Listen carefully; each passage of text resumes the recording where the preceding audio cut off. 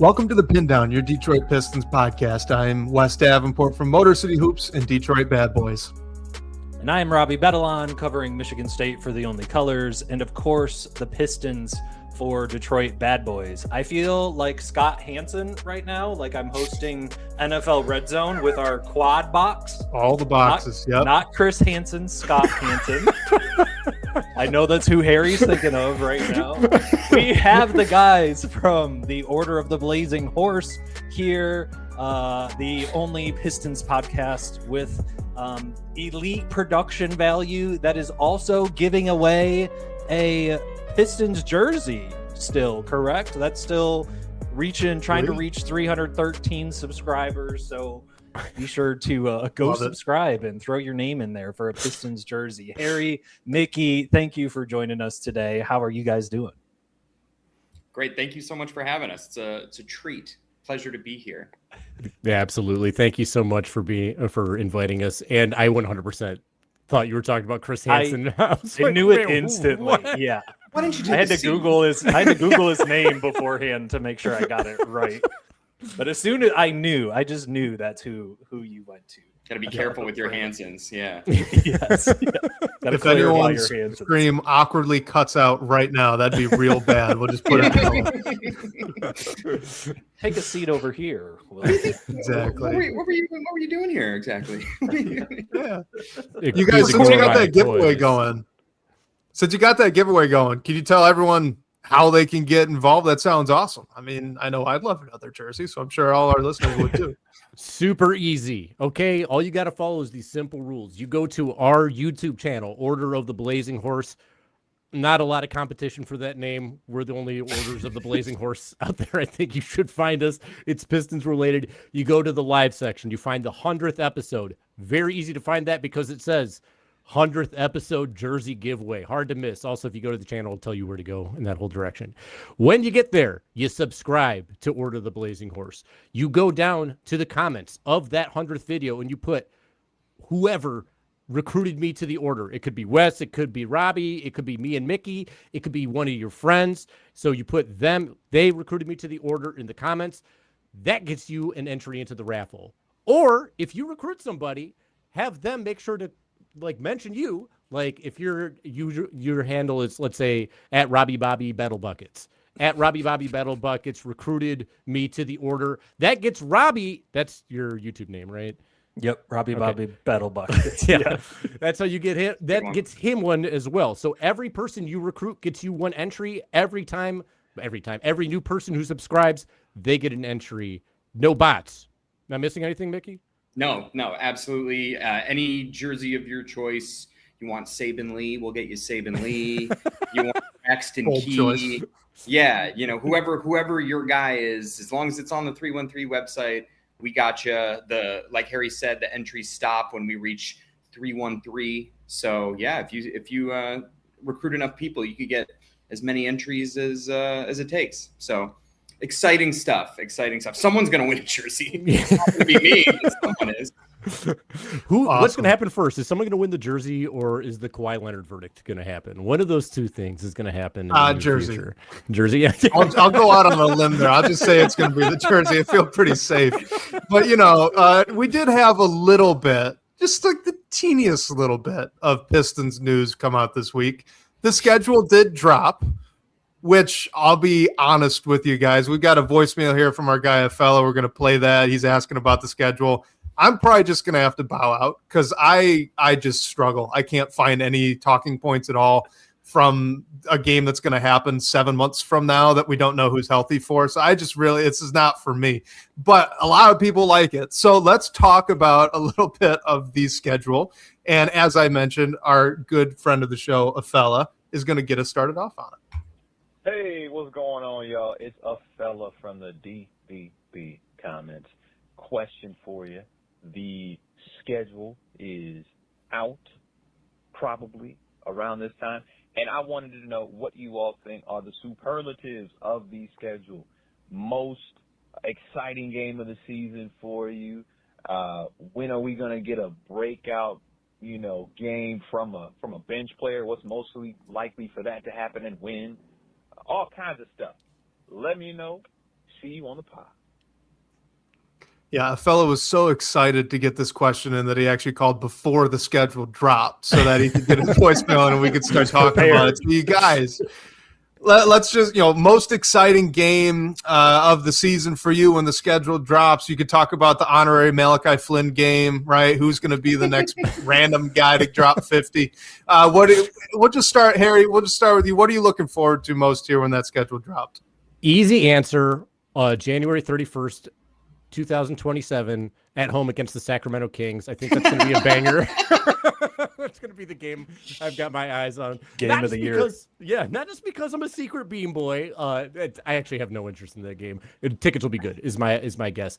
I am looking forward to the senior citizen special home opener game at 3:00, being able to watch that and still be able to let my animals out and stuff against a good opponent, an opponent that was the second team in the East, seeing how they work with Mitchell Robinson on that team, with Paul George on that team, just seeing how that dynamic plays out, seeing what Jason Tatum looks like, and seeing if all this investment in the Pistons continuity and youth development works out as much as they plan to. So I'm going to take an easy one, just say the opening late afternoon game, 3 p.m.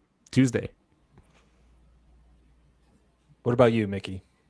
Yeah, not to piggyback off that answer, as Michael Dompierre pointed out, I think the first 4 games especially are a real gauntlet. We got Celtics, Heat, Sixers, Knicks. And we've been known to get a little homery with it on our podcast. I've been saying it's a Homer Summer, Odysseys in theaters. But I actually think the Pistons could go 4-0 in that stretch, which is confident stuff. But I think the Celtics and the Knicks got worse, personally. And I think the Heat and the Sixers are still going to be figuring out chemistry. So I think that's going to be a fun gauntlet to kick things off. And I think it gives the Pistons an opportunity to make a statement and say, I know a lot of the mainstream sports sites have us playing team or maybe a playoff team. But I think that's where they can really show out. What about you guys? The only thing that I looked at in terms of the schedule was to see when they play in Memphis, because I live in Nashville and I want to be able to go see a game. They play late in April, so it was like game 77 or something like that. I saw the first 4 games and I'm all for it. I could care less of, or couldn't care less of how that's, how the schedule starts. Give me 10 tough opponents in a row.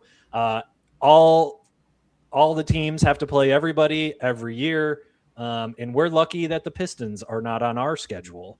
So I'm on board with what our schedule looks like. I don't care, Yeah, and Harry, sorry, I'll second you on that first game because I know it's weird that it's at 3, but look, guys, it's the Pistons have the very first game on the NBA calendar. And no one else is playing at the same time. If you're an NBA fan, you are tuning in to the Detroit Pistons at 3 p.m. Eastern. That's pretty cool. I honestly, that doesn't happen in the NBA all that often. So I am excited for that one. I think that's just kind of a fun little honor that they're going to get to do. They stole the first game from the NBA champion Knicks, which is it's funky. It's just that's the 5th time in a row actually that they've beaten the Knicks, right? Because they beat them 4 times last year. Now they beat them to this. Yeah. But I thought that a fella had a fun follow up to this, and this one I'm really interested. Before we go ahead, yeah. Before we get into that, can I toss one more in there because I was just perusing it.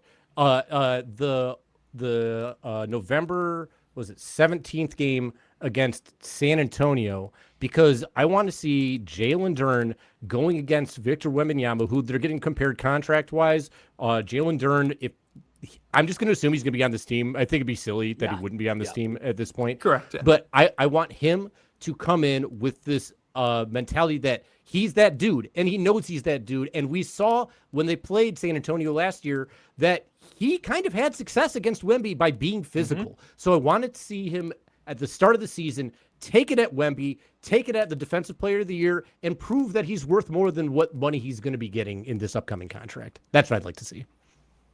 I love that. And that transitions perfectly into this next voicemail, again, from our guy, Afella. What's up? It's Afella from the DBB comments. I got another one that you can just get in when you can fit in.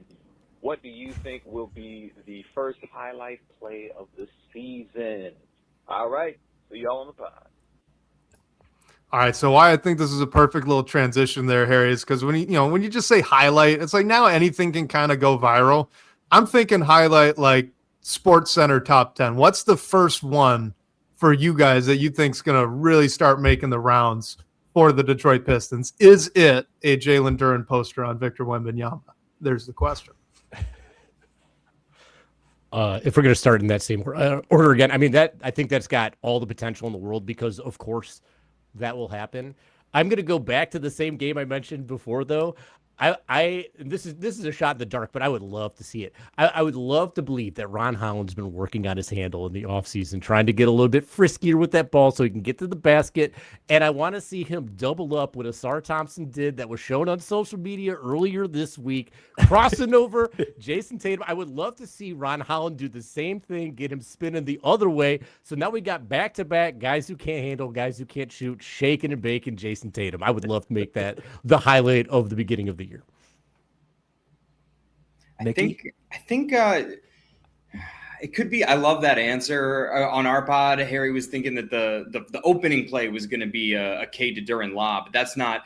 Those are dime a dozen now. Sports Center's sick of playing those. I think it's going to be John Collins related. I think that there's going to be a real image rehabilitation going on as far as John Collins goes. I'm clinging to that clip of Cade saying that he long wanted to play with John Collins, always admired his game. I think that we're going to get a John Collins slam on LeBron. I think 40-plus-year-old LeBron, he's going to catch him sleeping. And I think he's going to yam on him. And I think he's going to make the king drop his crown. So that's my take. Look out for that Sixers game. I think Cade's going to be feeding John Collins quite a bit, and I think he's going to set him up for success. I hope so. I'm hype for John Collins. I'm excited about his fit and what he can do on this team. Do you guys remember a couple of years ago? I think it maybe was JD's rookie year, Jaden Ivey's sophomore year, and it was the start of Summer League.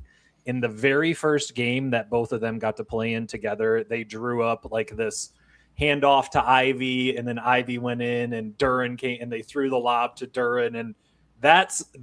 It maybe is a cheap answer, but with Duren and all of his contract stuff that's going on this weekend, I would love for them to start game one with a lob to Duren where he just puts his elbow in the rim and he's like, I'm back. I got paid. I'm excited to be here.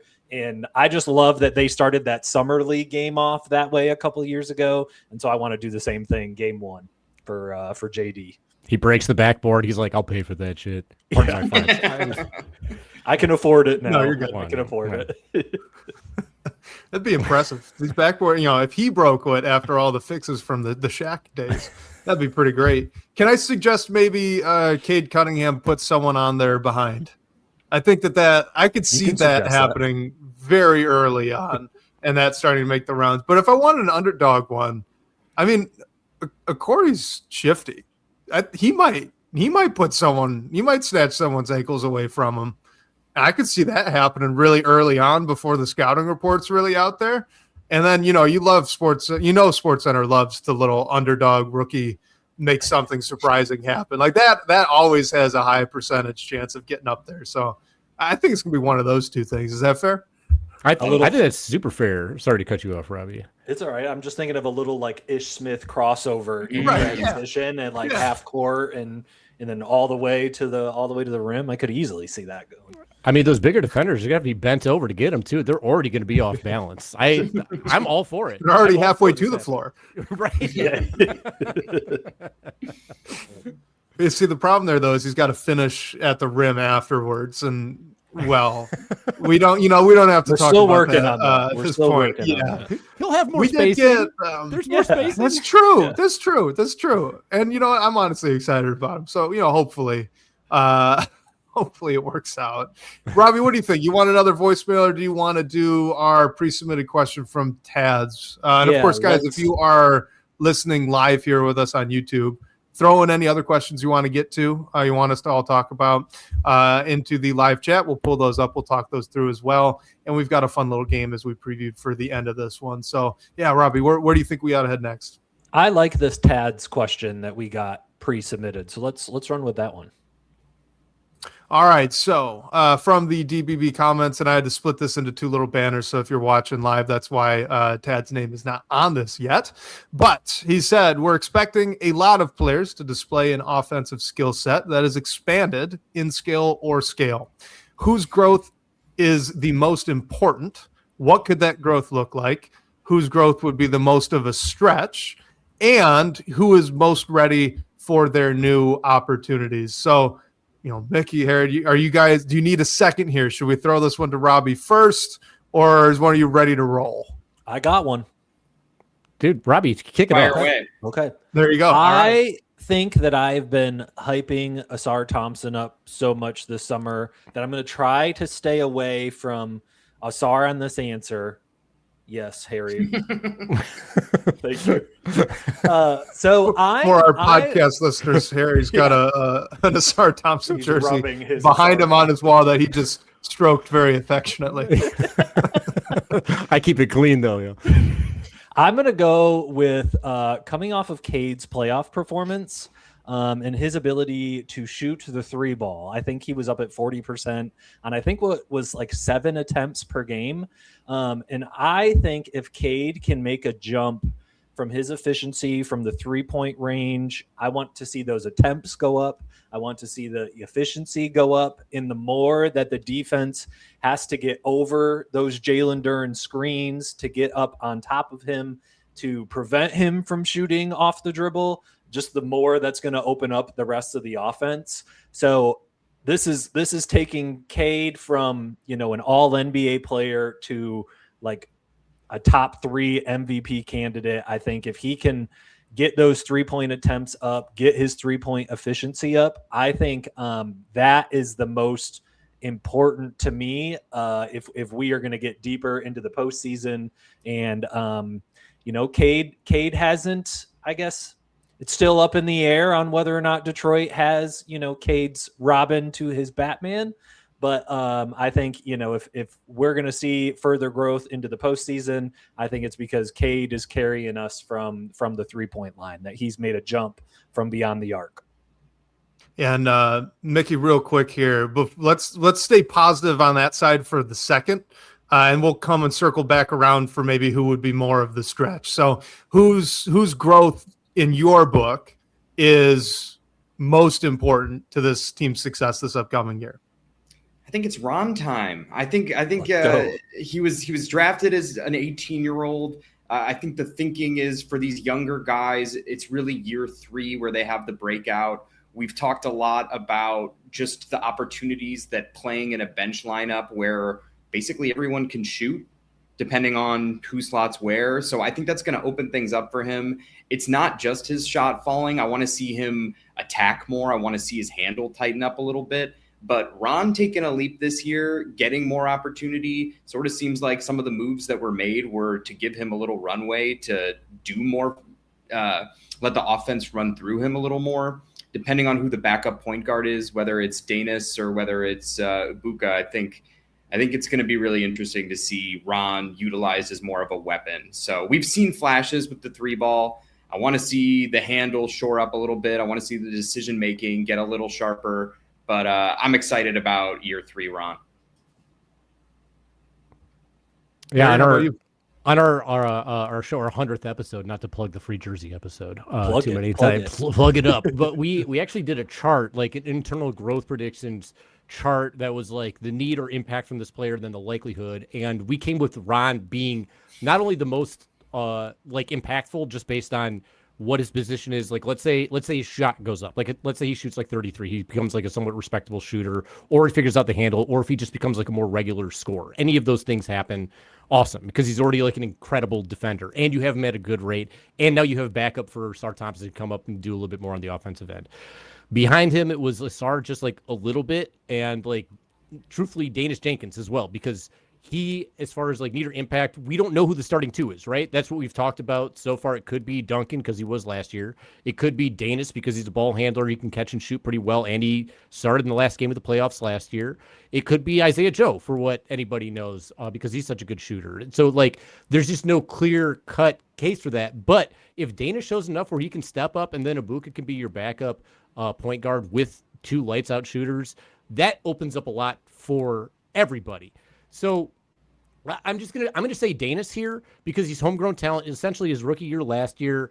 I really do think it's Ron or Sarr between the 2, but I think the importance of a starting 2 emerging from this group means now you don't have to go out and get a 2. You have another ball handler who can be out there. We already know he can play defense. We already know he's super clutch. It's really just a question of consistency and what his role is. So, like, if we can see him improve his consistency, which I don't think is too big an ask, it's right there on the table to improve this team.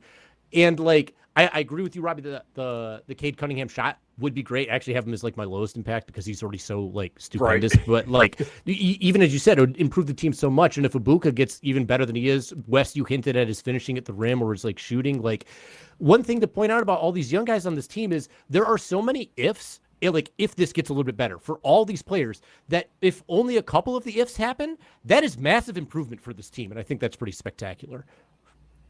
Yeah, so talking Danis Jenkins, I want to ask a follow-up question if you don't mind. So Robbie and I, we had went through kind of an early depth chart, right, just to see how it would look. And ultimately what we had both settled on, Robbie, was that Isaiah Joe probably starts because from our perspective, that was the only player that kind of has a mix of not just the shooting, but the movement shooting that Duncan Robinson would provide.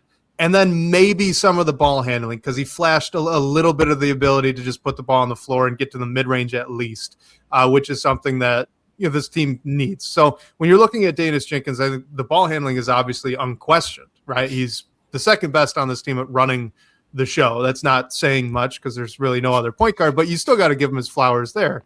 But he wouldn't bring in that movement shooting aspect of it, and the starting lineup doesn't have a way to recoup that. Would that be something you would be worried about? Do you think he can make that up as being a prolific catch and shoot guy, which he was last season, to his credit? Like where are you at on this whole kind of debate right now? Vicky, you want to handle it, or do you want me to get in there first?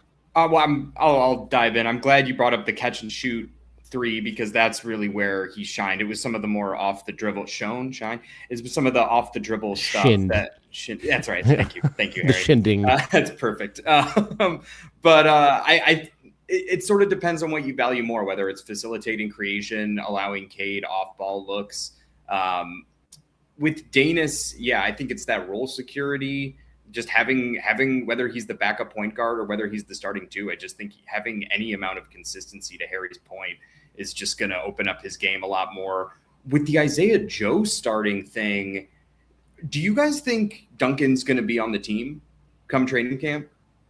I do. And, Robbie, you could jump in, correct me if I'm wrong, but I think both of our mindset was that if you look at the kind of swath of opportunity there at the backup guard and the starting 2, he's really the only guy with positional flexibility up to the 3.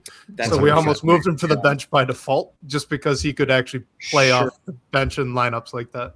And Mickey, to add to that, to your point, I don't think he's going to be on the team for long. And part of me thinks with Isaiah Joe making $11 million, he's younger than Duncan. I think Isaiah Joe is now going to be on the team longer than Duncan is going to be.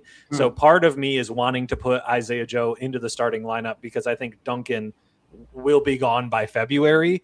But yes, to the same point, I think he has, at 6'7", he's kind of the only one. I guess Kevin Huerter maybe he's like 6'6", right? Just somebody out of that like 2-3 wing. Duncan is the one that kind of has the most size to play small forward. And so he's kind of like, by default got placed as the bench small forward because he has the size for it. I'm all for Duncan playing the small forward because he did it in Miami. Like that's kind of what I thought he was when he got brought over to this team. And I think that's great. And also if we're talking about the second unit, it's the second unit. Like this dude held up pretty solid defensively in the playoffs. This man held up solid defensively and he's like one of our weak league defenders. So like him in the second unit, the small forward, miss me with him being a bad defender in that whole region. The reason I'm going to still pump Danis Jenkins over Isaiah Joe, when it comes to like the movement shooting, I'm not so worried about it because I think that we had to have Duncan being a movement shooter because it's not like he's got any shake to his bake, like he can dribble. Like if someone closes out on him and get in and he can pass really well. I love Duncan, by the way. I would love for him to be a Piston for the long run. I think he's an incredible player. I've pined over him being on the Pistons for a minute at this point.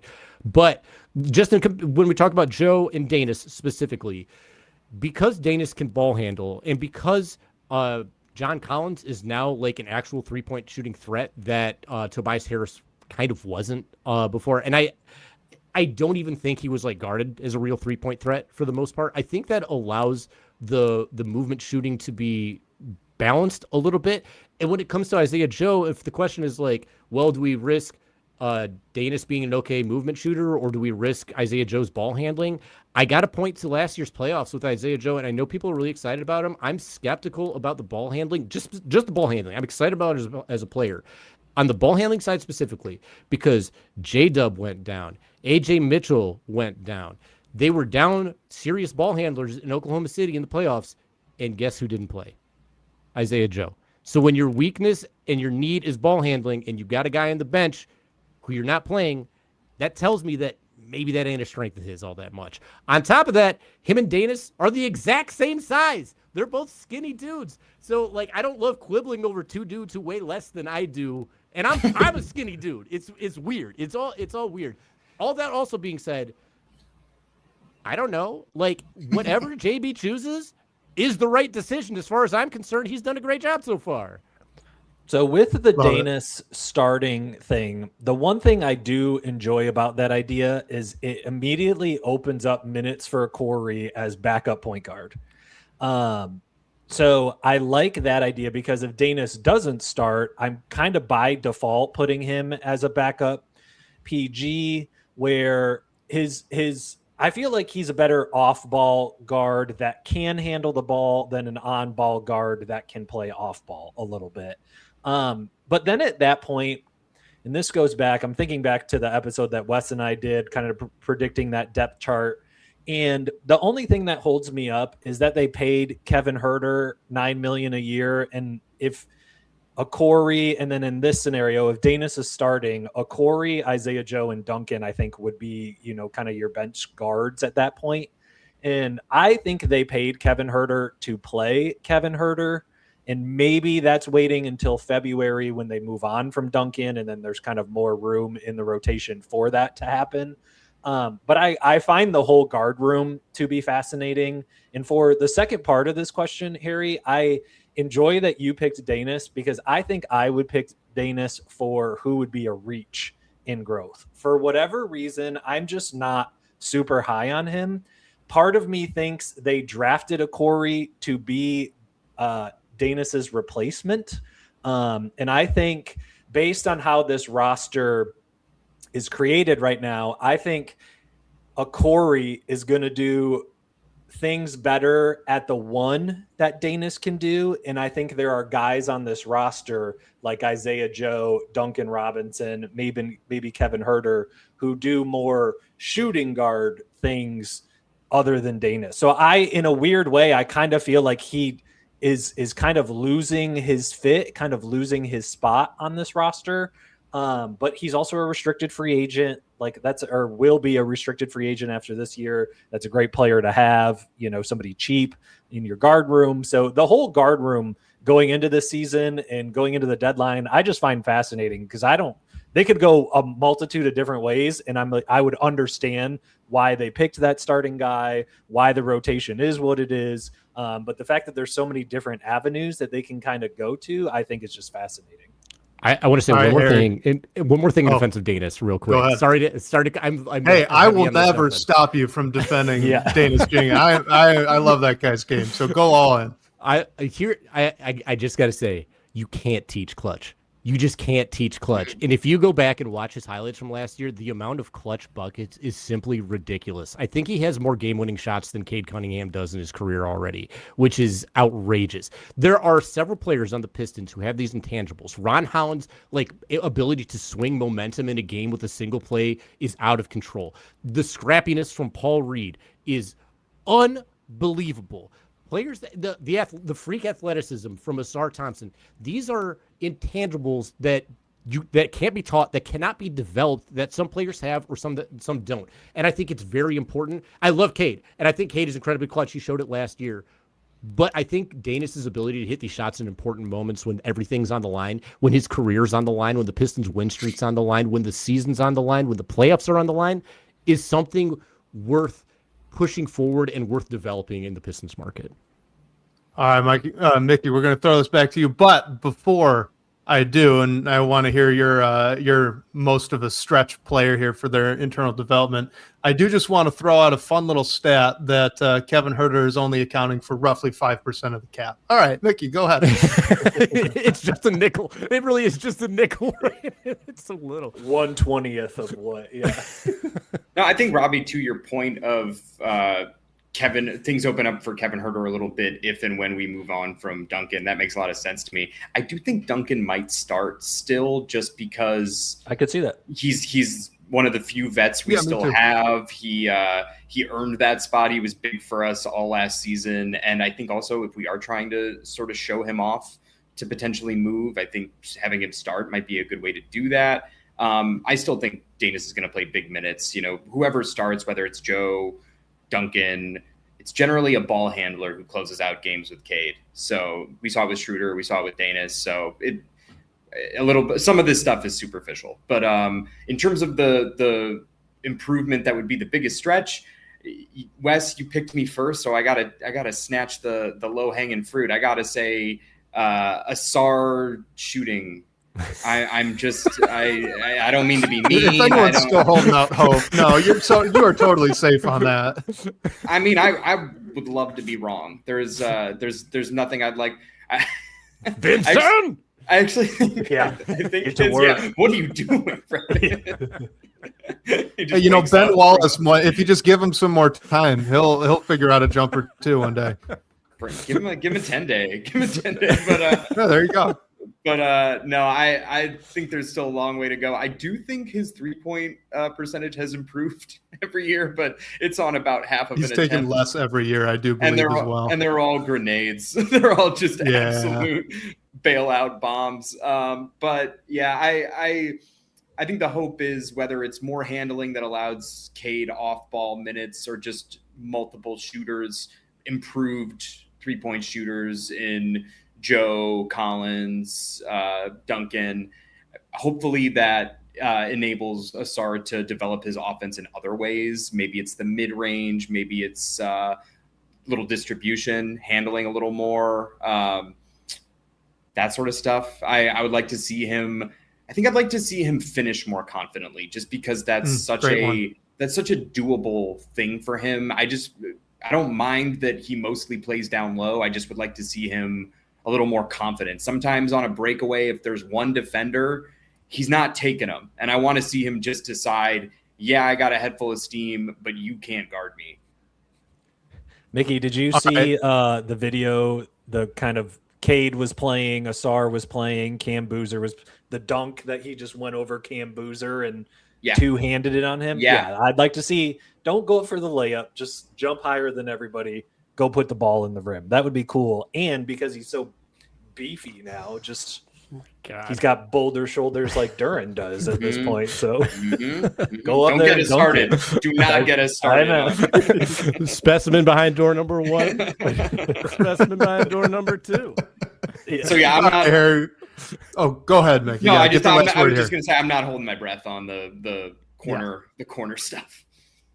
No, you're not alone. We got a good question here from Pistons fan 11. Harry, we're going to throw this your way first, but Pistons fan 11 asking, do you think they drafted a Corey because a small market team needs to swing big for athleticism and a high ceiling because it's hard to get stars? I'm really interested actually in both of your guys' thoughts on this one because, admittedly, a Corey is a player I see a lot of the upside there, but to be completely candid with you guys, this is an archetype of player that I just personally have a soft spot for. I have for years. I really love the small athletic guard who's shifty and gets to the, they're just really fun to watch. So I've got a soft spot for these guys, and I recognize that there aren't a ton of major success stories, especially modern in the league right now. Like, you got Mitchell and Maxey, and off the top of my head, that's about it. I guess maybe Kyrie. So like, where are you guys at, Harry, on a Corey and his upside?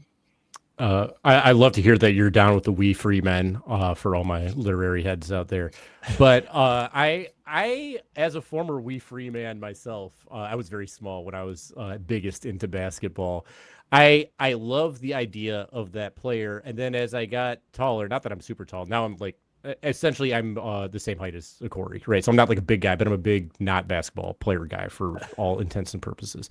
But now I don't like those players. I'm not into it. I like the idea of the jumbo for the most part. And when we drafted a Corey, I was devastated. Like I was in a mood. You wanted a car? I did want Carr. I was big on Carr.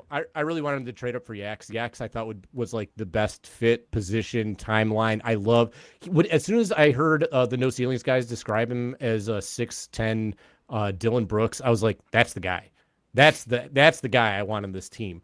Mickey and I are both Dylan Brooks apologists, I'd say, for the most part. Shout out that contract. Talk about intangibles. Yeah, that's what I'm saying. I like a little nasty. I love being about that action. But I did flip on my Corey perspective within, I think it was like 12 hours, really, that it took a change. And a lot of it is because sometimes you're so set on like, I think this is the way, I know the vision, this is the plan. And if anything deviates from that plan that you have literally no control over, you're like, it's wrong. This is all messed up. They blew it. And I feel that way all the time. But then I come back and I think about it. And I just think that Trajan was thinking about it a little bit differently as opposed to me. Like, he's like, he said it. He's like, we need ball handling. They have ball handling in the draft. They don't have shooting in the draft. So like, as far as the Cam Carr stuff goes, like, take that for what it's worth. Like, the kid can shoot, but like maybe there's something else. Maybe it's the weight. A lot of people seem to think it's like the weight, but that's neither here nor there. They got another ball handler, which when you're thinking about the Pistons, where they have more of at this point, shooting or ball handling, it's by far shooting. Like, they attack that in free agency like crazy. So I'm happy to have that. And Corey's slick. Like, there's no doubt about it. The dude slithers through bodies like he's Alex Mack. You know what I'm talking about? Like, early 90s, turning into goo, going through. Am I a little bit too old for your chat? This is like my chat, sort of. No, it makes sense. He's like a you know what? You're Sun. Good. Yeah. Yeah. Okay. Yeah, we got it. He turns into a Are you actively sipping a Capri Sun right now, Mickey? Do we need to know? The listener needs to know. Pacific Cooler, my man, out there. Oh, there you go. Popping in the straw. Strawberry kiwi, the new one. But like, when I thought about him, and then when I thought about the concept of small guards in general, take a look at the last two drafts. All the guards are teeny tiny. I don't know what it is. They're making them smaller now. They're like iPhones. The screen keeps getting tinier with these kids, and that's fine. Like, it's super fine, because if your competition's small and you already have the biggest, baddest point guard on the planet on your squad, you can take a little stretch and get a little skinny and get a little light as far as the height goes. So if the question was about like, did Trajan have like this whole plan for Corey and it was the right move, I'm down with it. I'm really down with the pick, and I think he made a smart move. I think he got a great basketball player who, again, has these intangibles. The ability to get to the bucket's crazy, and he's the youngest player on this team right now, so let's see that development come up. Was that the question? Yeah, Mickey, where are you at on this one? Yeah, no, you nailed it. Yeah, I appreciate it. Yeah. Mickey, where are you at on this one? Here it is again. Yeah, I agree. I think the archetype is actually something that I'm not super excited about. I wanted shooting. But I mean, I think Pistons fan it was Michael Dompierre that most will agree that Joe and Duncan are better than Carr in 2025. Yeah, we'll see. I think that Trajan wants guys who are also going to play defense and not get. I mean, I know he's small, but I just think we needed either shooting or distribution.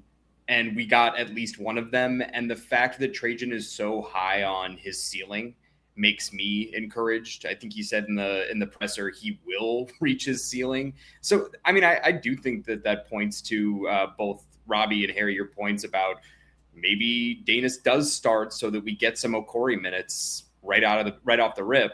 OG named YouTube user reference Rob Dillingham. That's a tough comp. But admittedly was not a fan of Rob Dillingham. That draft. The exception makes the rule, but no, I'm excited about it. While I'm not a huge fan of small guards as a principle, I think my basketball pet peeve is turnovers.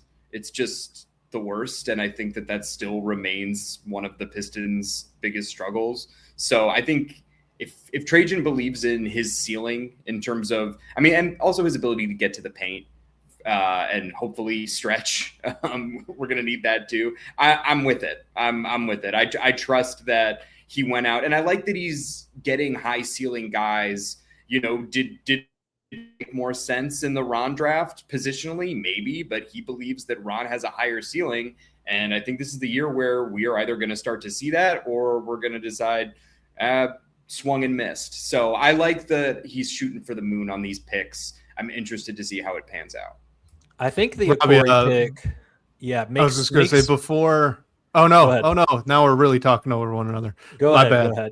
Okay, I was just going to say before you introduced our next question of your choosing, Pistons fan 11 said I would have loved Isaiah Thomas. I can do him one better. Add an extra A to Isaiah. I loved that Isaiah Thomas, his rookie year. So that's where I'm at. Like, this is just, if you are aware of that player, then you get it. But he's got a type. Robbie, Earl Bleakins. That's my guy. Earl jersey. Mike James was fun for a year there in Toronto. Like, it's just fun scoring guards that are small. I just always love. Did he go to Eastern?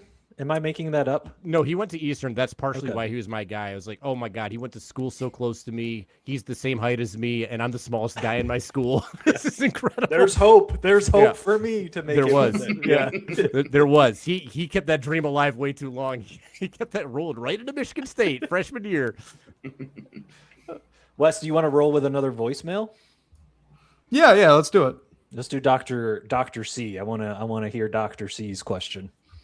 All right. Well, we will jump on that. This is the interestingly named Dr. C. Hey, fellas. This is Dr. C. I'm going to just roll with that. Love your show. You guys do a great job. I just wanted to kind of get your thoughts on how you guys are actually feeling about the Trajan administration.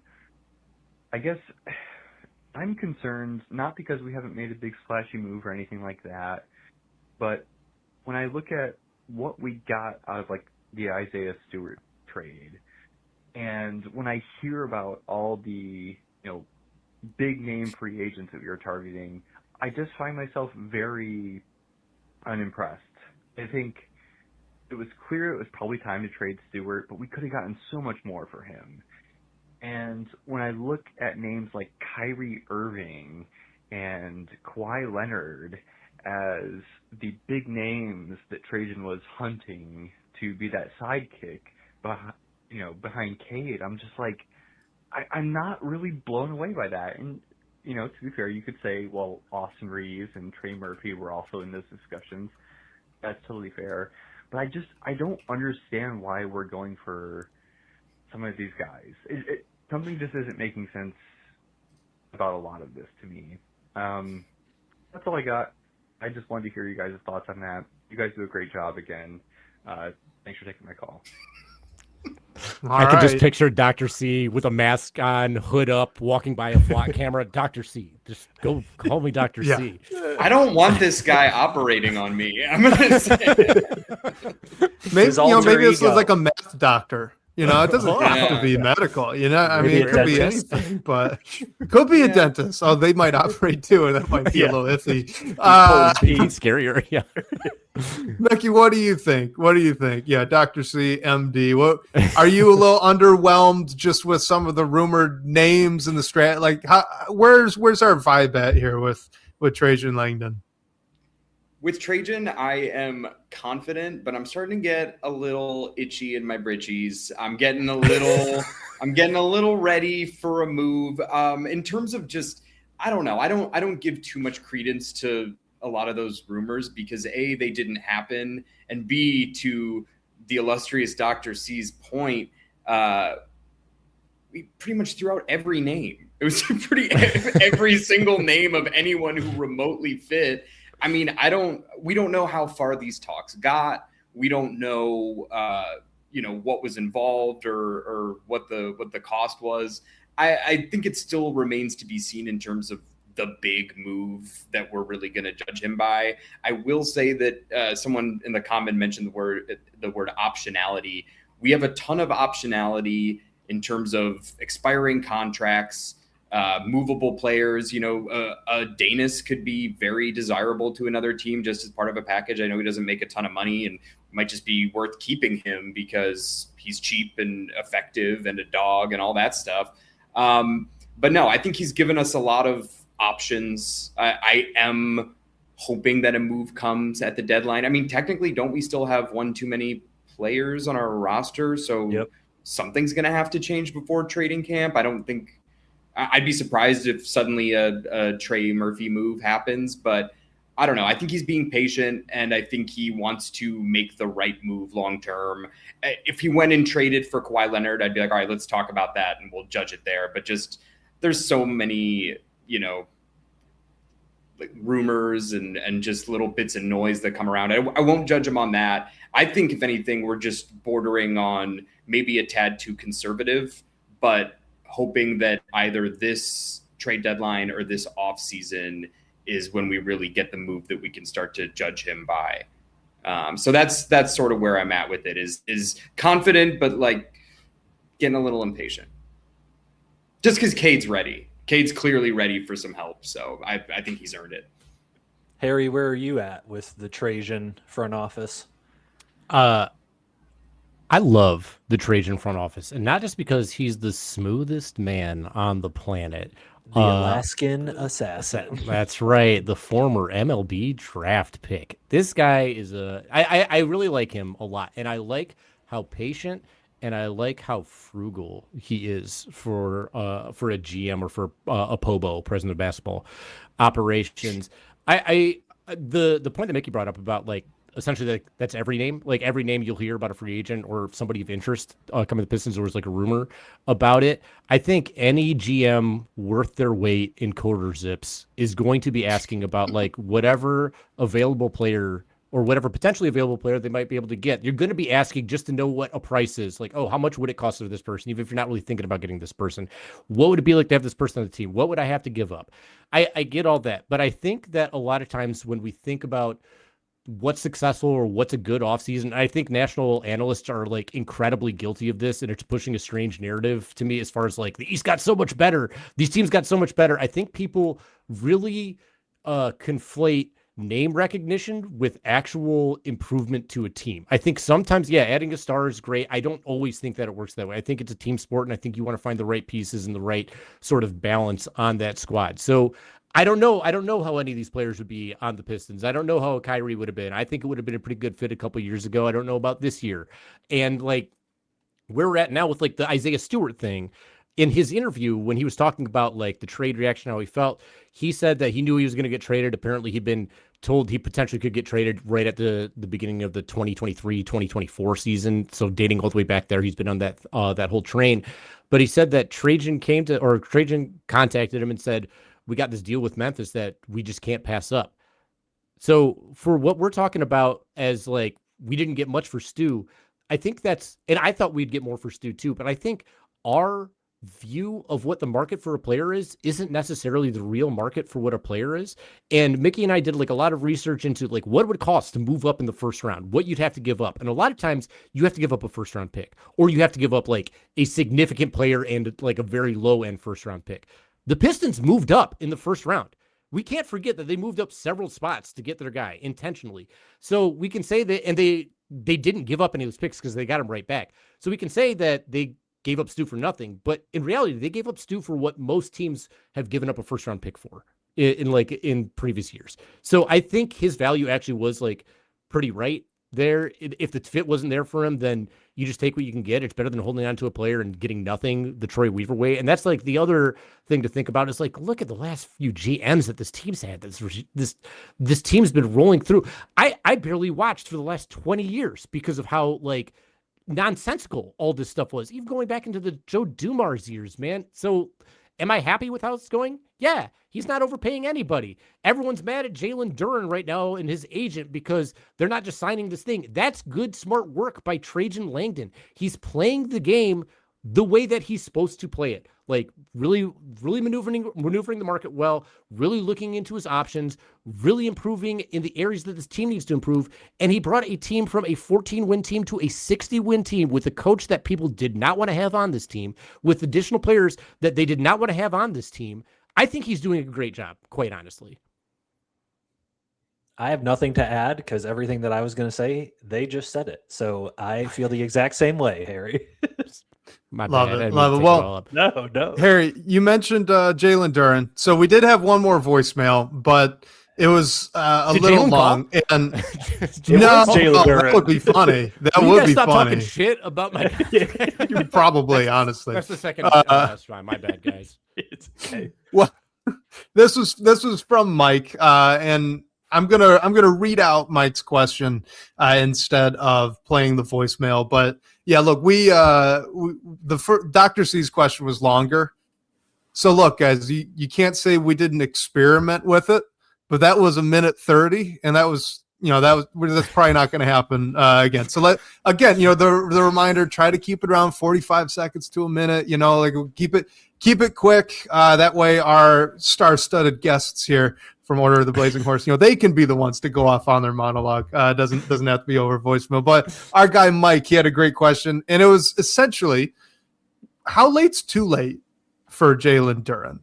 Like, how worried do we really? Is there a possibility that this drags out past even camp? Like, could he be a holdout? Like, is there a moment that we're worried about collectively here that it just is kind of too late for him to come to a resolution? Harry, what do you think? I don't want him to miss training camp. I think that'd be a mistake. I mean, to be quite honest, I don't know what else can happen at this point, because he ain't taking the qualifying offer. That would be crazy. Like, that would really be crazy. If he was thinking about taking the qualifying offer, I hope someone else is talking in his ear saying, like, yo, we're talking like nearly 150 million plus guaranteed. You got to take that bread, because there's no guarantee anyone's, even if they have the cap space, will pay you next year, no matter how well you play, just because of what your position is. Like, it's betting on a lot of variables to go your way as opposed to taking some guaranteed bank at this point. There aren't any other moves to take.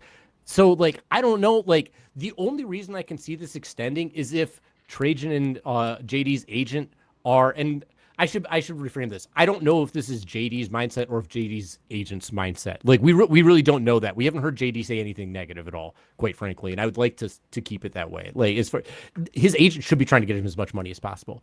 But the only way I could see this like dragging out is maybe this threat, this like doomsday clock of the qualifying offer, or if they're actually negotiating and there is some, what up, dog? If there is some wiggle room going on with Trajan and JD's agent, where we're maybe getting up a little bit more from that 35 average annual value.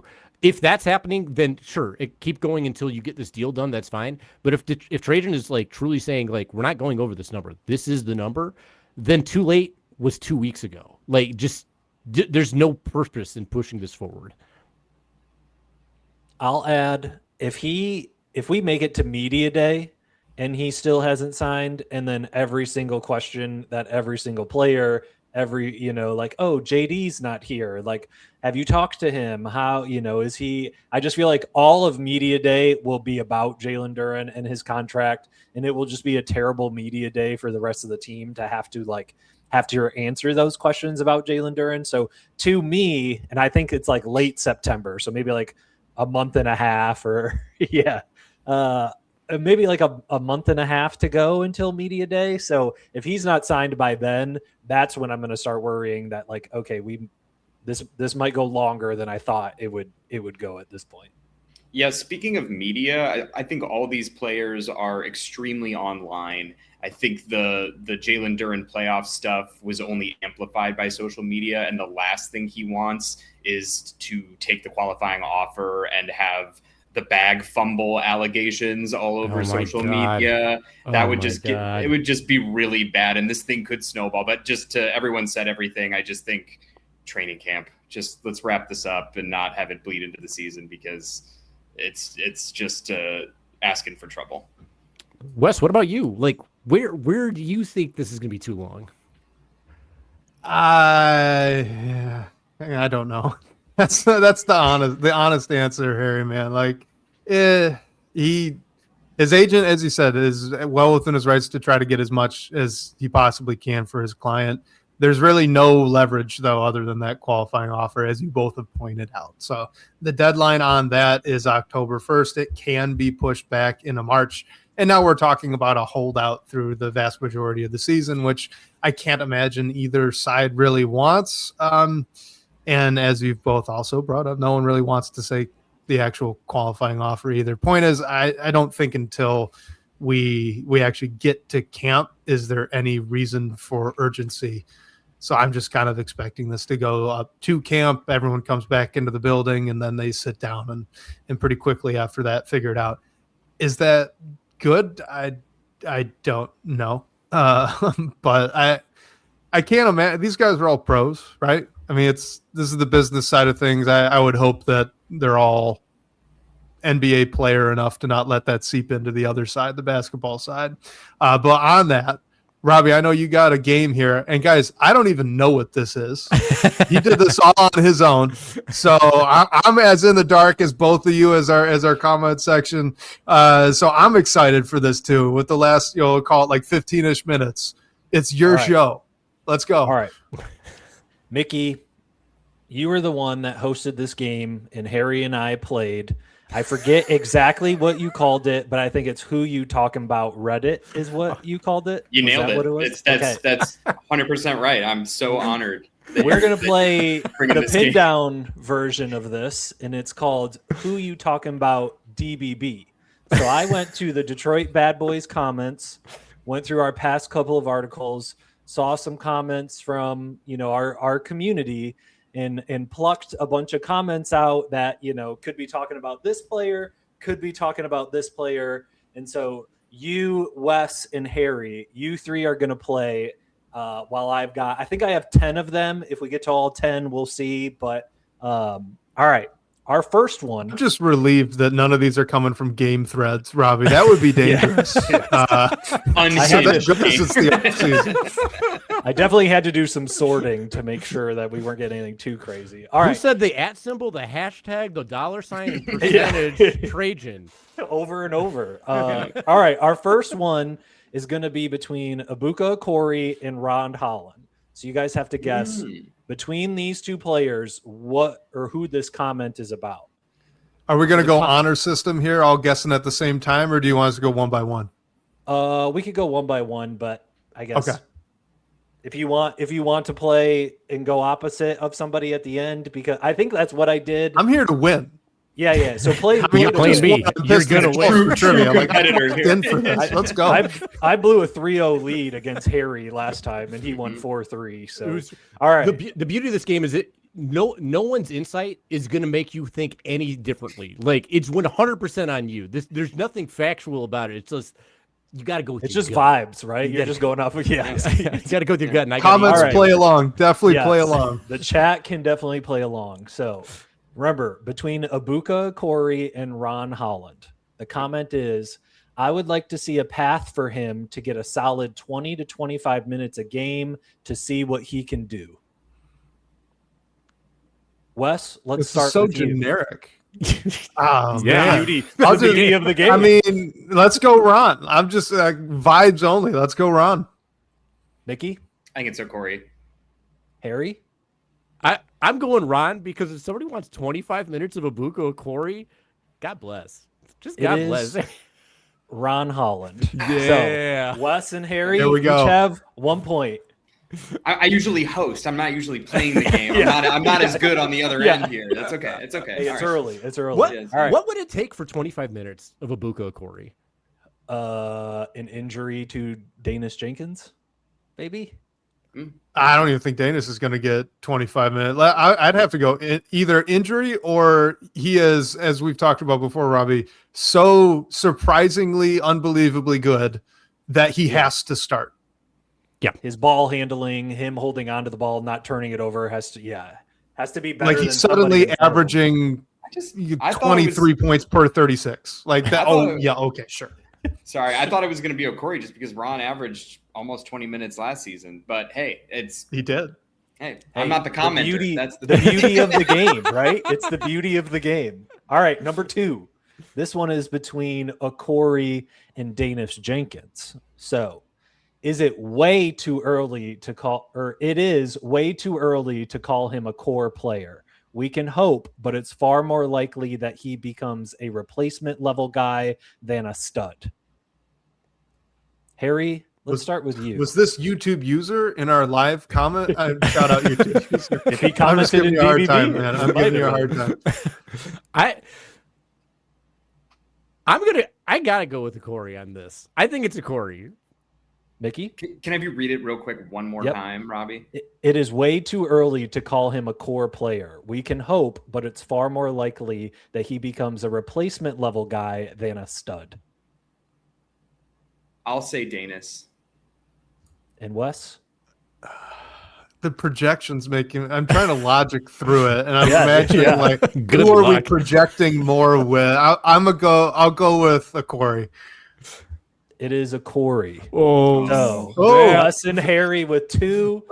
Mickey let's go with 0 so far. Mickey, it's okay. You host it. Still early. You know, you're shaking the rust off here, but yeah, still early. What's the opposite of you could still you can still become a core player in this game, Mickey. Yeah. A Corey player. On to number 3. This is going to be between Ron Holland and Jalen Duren. He's the biggest wild card. At times, he looks like the spark that makes the difference in games. Wes, you looked ready to answer, so let's go to you. The guy's got to be a Ron Holland, right? Harry? Oh, sorry, Mickey. I'm going JD. Wes, we got to break this tradition of you and me at the same page. Because this is so wild. Like, you would think Spark, Ron Holland for sure. We talked about his ability to change the transition game. I'm taking JD because that would be nuts. I'm taking JD too because as a fellow games master, Robbie, I know sometimes you try to get some curveballs going. You try to pick something that sounds like I'm zagging with it. I'm going with Harry. I'm going with my You got to be careful with that. You got to be careful. You're playing the host, and you get in trouble with that. Watch me go 0 for 3, Wes. Watch me work. Mickey, it was a fastball, not a curveball. It was Ron Holland. Yes, right down the middle. I'm on fire. All right, down the middle. Oh boy, your D3 ball acumen. All right, Wes has 3. Harry has 2. Mickey is doing his best. I have intangibles. Yes, you do. That's all right, next one. Tobias Harris or Isaiah Stewart? I think losing him could hurt way more than people think. Tobias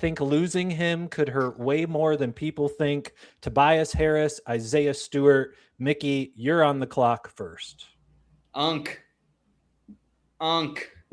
Tobias Harris, final answer.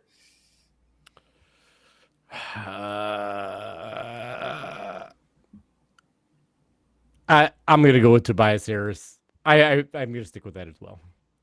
Was this the most generic comment you could have found on either of these players? Like when you picked it, was that the idea? There were only a few people that left the team, so I was limited. And read it again. I think losing him could hurt way more than people think. Well, I'm gonna phone the chat. I'm gonna use a lifeline. Mincy thinks that because DPB likes Isaiah Stewart so much. It's going to be him. So I'm going to say Isaiah Stewart. Wes used his resources wisely. It was indeed Isaiah Stewart. Oh my God. Nobody's counting that Mickey is 0 for 4, so don't even worry about it at this point. But Wes with 4 straight, Harry with 2, and Mickey is going to get one eventually. I legit thought that comment was about Mike Muscala 2 years ago. It might have been this. Somebody might have said it. That's it. I would have gone with Danilo. I think Gallinari maybe had a bigger impact when he left. The last time we had some stretch fives on this team. All right. Like they both politely asked to leave. I feel like the 23-24 Pistons right now. This is not going well. All right. Asar Thompson or Cade Cunningham. With a consistent 3 ball, he's an absolute menace and an MVP caliber stud. That's awesome. This has got to be Cade. Because there he goes, Cade. Go ahead. There's no way. There's no way someone would say that about Asar. Yes, there is. Asar. I'm with Mickey. It has to be Asar because Cade's already an MVP candidate. So this is someone that's just. This might have been Robbie actually because they're so high on Asar. These were all my comments. Yeah, yeah. That was the Mickey. You were right to be playing the host. Clearly, these were all his. Was I? This is Cade Cunningham. Oh no way! Yeah. Get me there. No, there is no way anyone would have that sort of wistful thinking at this point, right? This is from last year. This is from the past few articles that we've written on DBB. The past few weeks. Yeah. Someone's like, if Asar can just hit 38% from 3, we're almost there. Shout out my guy. They're out there. OG unnamed YouTube user who is also not doing so hot in this, this round. Tip of the cap to you, Robbie, though. It's from one gamesman to another. It's humbling. It's very humbling. It's a definition of consistent. What is consistent in this case? Right. I am tough. who I am. What are our scores right now? Wes, you have 4, I think. 4, 3, and almost. For Jalen Durham. Having fun. Yeah. Having fun. You don't have to twist the knife. It's just, I get it. We got a couple more. The next one. Paul Reed or Kevin Herter. This comment says, don't sleep on him. He got buckets when he got the opportunity and held his own defensively. Don't sleep on him. He got buckets when he got the opportunity and held his own defensively. Is this Paul Reed or Kevin Herter? Wes, we'll start with you. Give me the Red Rocket. Let's go, Kevin Herter. Mickey nodding his head, saying, "Yeah, also? I'm going Velvet Cupcake up in here. Let's do it." Oh man, I'm gonna play different. Even though I'm going against my gut. My gut is telling me it's Red Velvet for sure because. It almost sounds like they're surprised he got buckets. You cannot be surprised Paul Reed gets buckets at this point. You simply cannot. The man put up 30 last year. I'm gonna go with Paul Reed though because why not? Why not? Harry ties it up.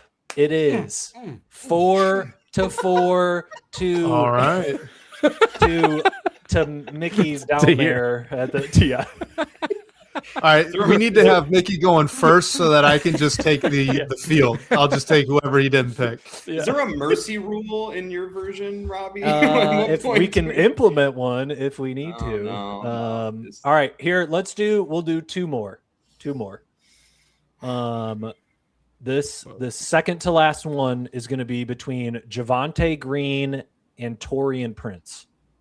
He's a great option to fill in when guys are out, but I don't think he's part of the regular rotation when everyone is healthy.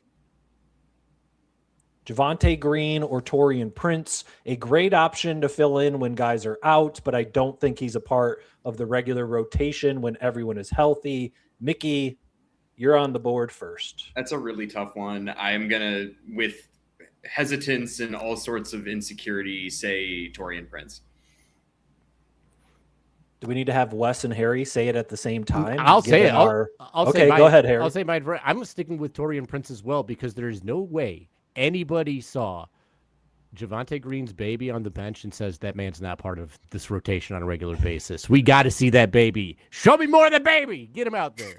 Wes? I mean, I guess for the game strategy, I should pick Javonte Green. I don't believe it. I think it's Prince, but I'm going to say Green. Smart move.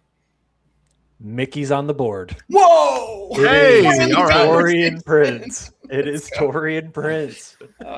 Harry coming back from like a 4-2. I think something like that. 5-4 now. I think you've gotten 3 straight. I got him. Yeah. I got him. But I think it was only down. I think it was only down. Oh, maybe I was down by 2. But yeah.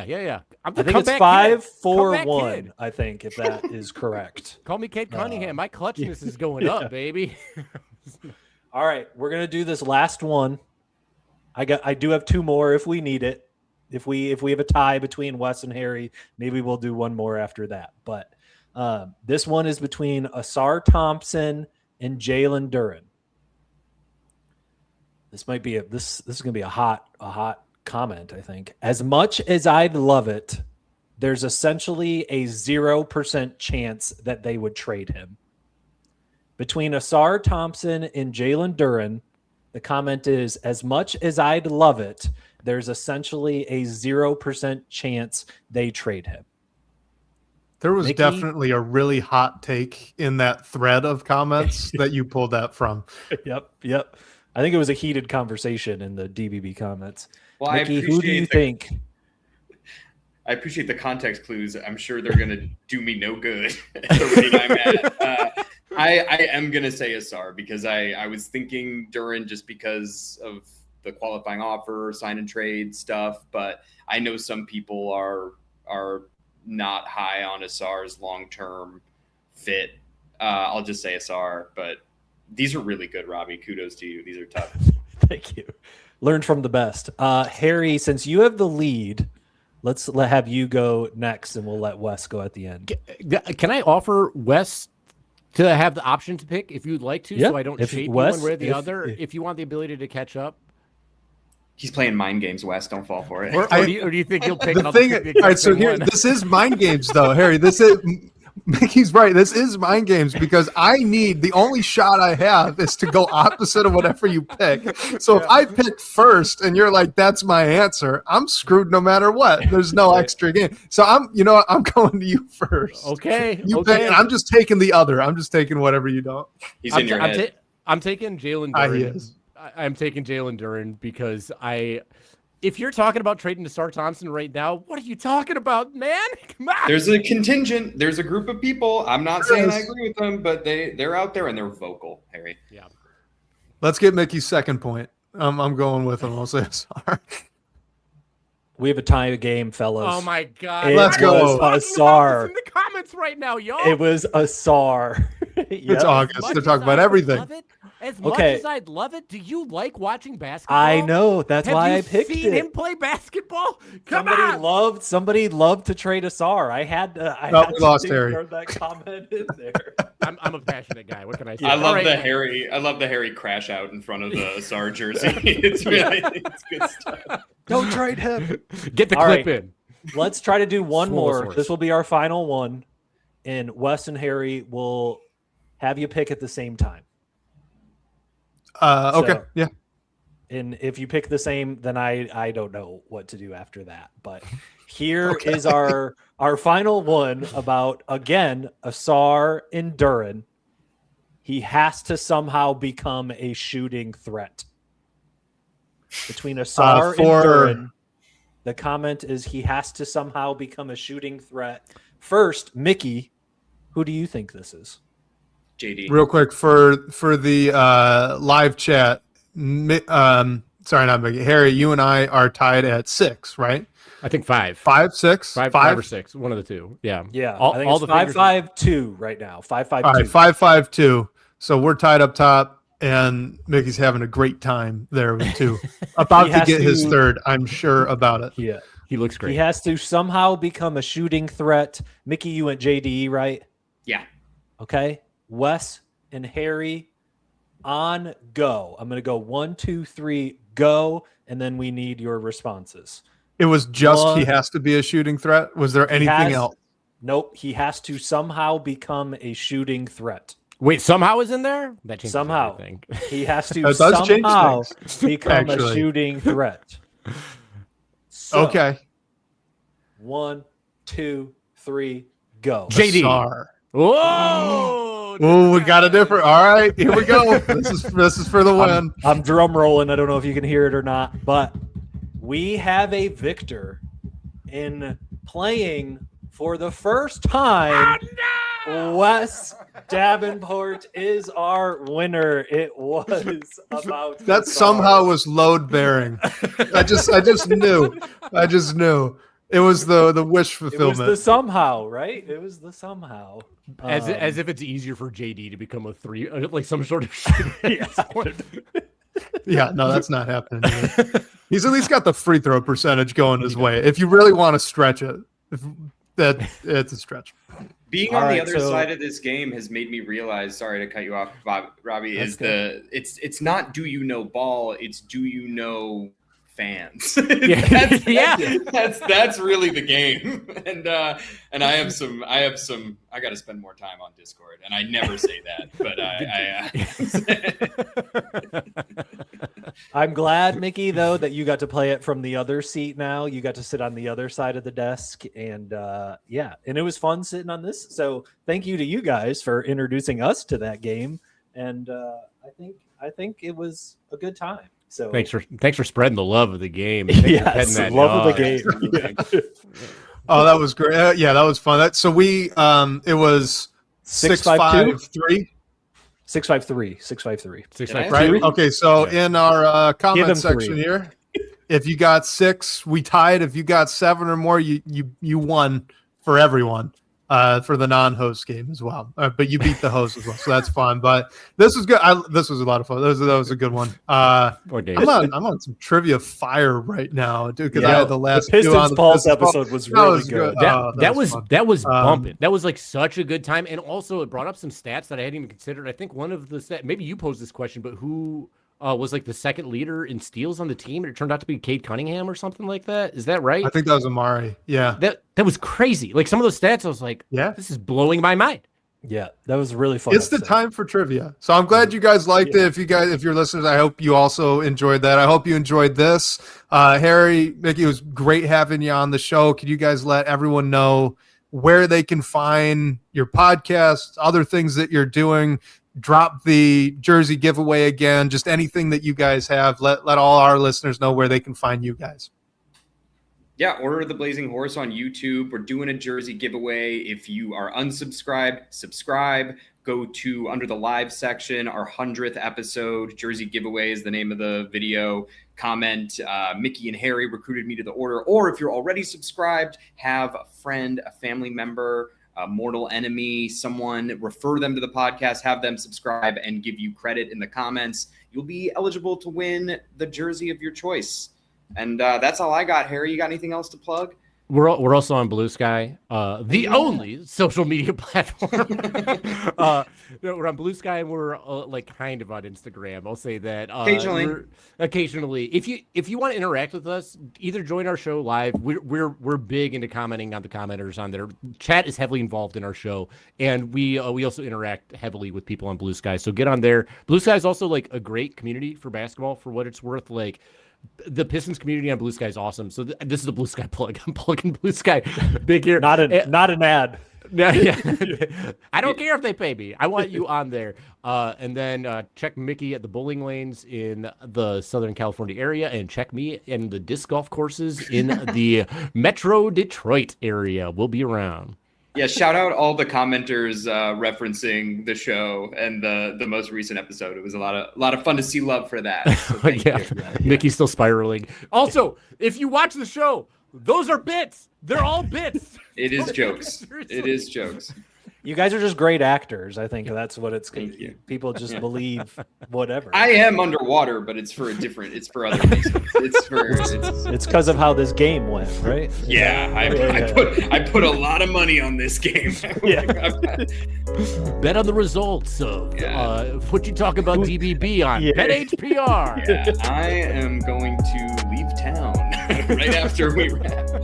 Fellas, thanks for hanging out with us today.